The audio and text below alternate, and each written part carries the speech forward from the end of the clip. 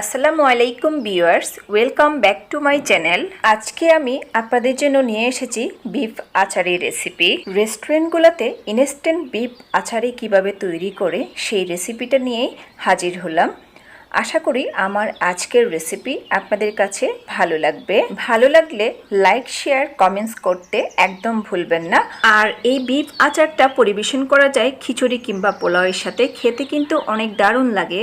Beef আচারিটা তৈরি করার জন্য প্রথমে একটা সসপ্যানে 3 টেবিল চামচ সয়াবিন তেল অ্যাড করে দিলাম।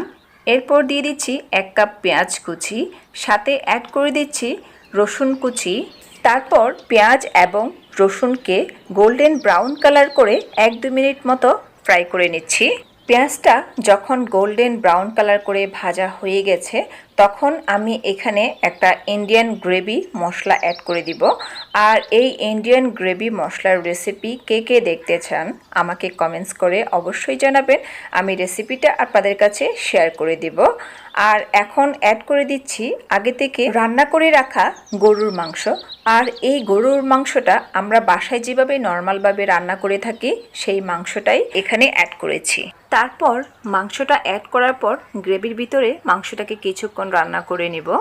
এখন কিছু মশলা অ্যাড করে দিচ্ছি। 1 চামচ ধনিয়ার গুঁড়া, 1 চামচ জিরা গুঁড়া এবং স্বাদ মতো লবণ অ্যাড করে দিচ্ছি। সব মশলাকে খুব ভালো করে মিক্স করে নিচ্ছি।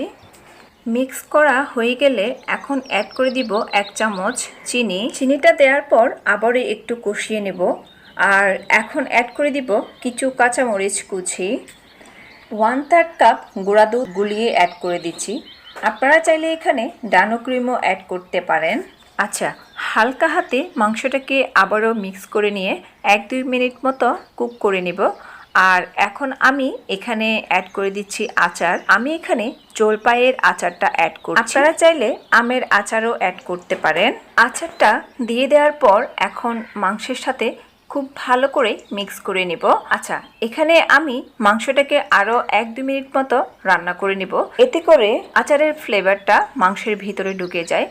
আর এখন অ্যাড করে দিচ্ছি 1 চামচ ঘি।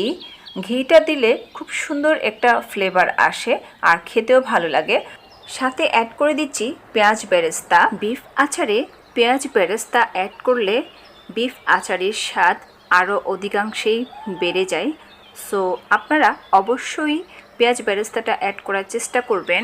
সম্পূর্ণ রান্নাটা আমি চুলার আঁচটা মিডিয়ামে রেখেই করেছি। এই পর্যায়ে আমার বিফ আচারি রান্না পুরোপুরি কমপ্লিট হয়ে গিয়েছে। তো আমি এখন বিফ আচারি রান্নাটাকে আপনাদেরকে সার্ভ করে দেখিয়ে দিচ্ছি। বরাবরের মতোই আমার ভিডিও ভালো লাগলে ভিডিওটাকে একটা লাইক করবেন এবং আপনাদের ফ্রেন্ডস এবং ফ্যামিলির কাছে শেয়ার করতে একদম ভুলবেন না। আশা করি আমার আজকের রেসিপি আপনাদের কাছে ভালো লেগেছে। ভালো লাগলে আমার সার্থকতা। আরও নিত্য নতুন রেসিপি পাওয়ার জন্য আমার চ্যানেলটাকে সাবস্ক্রাইব করবেন। আজ এখানেই বিদায় নিচ্ছি। দেখা হবে আবারও কোনো নেক্সট রেসিপিতে।